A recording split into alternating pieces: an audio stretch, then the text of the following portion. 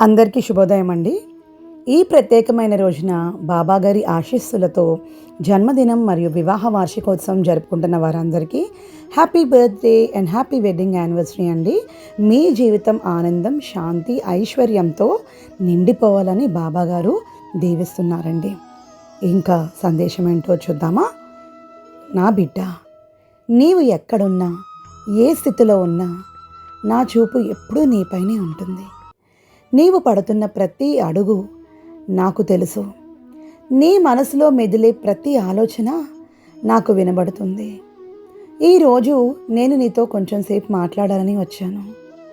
చూడు బిడ్డ, జీవితం అంటే కేవలం కష్టాలు, సవాళ్ళు మాత్రమే కాదు. ఈ సృష్టిలో ప్రతి అణువు నా ప్రేమతో నిండి ఉంది. నీవు ఒక్కసారి కళ్ళు మూసుకొని నీ గుండె మీద చేయి వేసుకుంటే అక్కడ వినిపించే ప్రతి స్పందనలో నేను ఉన్నానని నీకు అర్థమవుతుంది. దిగులు పడకు, నేను నీ పక్కనే ఉన్నాను.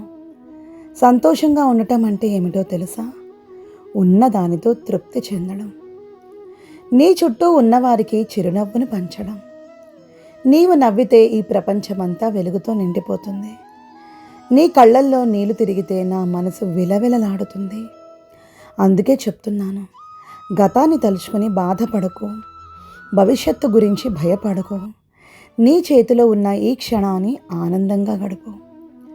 ఆకాశంలో ఎగిరే పక్షికి రేపటి ఆహారం గురించి చింత లేదు.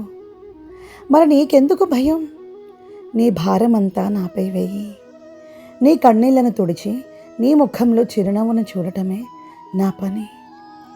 నీవు నవ్వుతూ ఉంటే అదే నాకు నీవు ఇచ్చే అతిపెద్ద కానుక.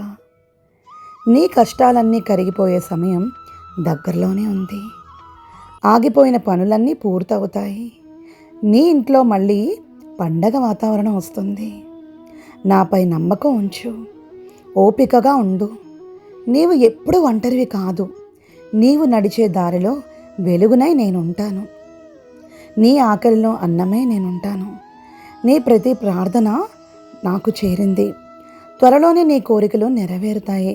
వెళ్ళు. ఈ రోజంతా ఉత్సాహంగా ఉండు. అందరితో ప్రేమగా మాట్లాడు. నీ చుట్టూ ఉన్నవారికి సంతోషాన్ని పంచు. నా ఆశీస్సులు ఎప్పుడూ నీపై ఉంటాయి. సర్వం నా పాదాల చెంత వదిలే ఆనందంగా ఉండబెట్ట. నీకు అంతా శుభమే కలుగుతుంది. ఓం సాయిరామ్.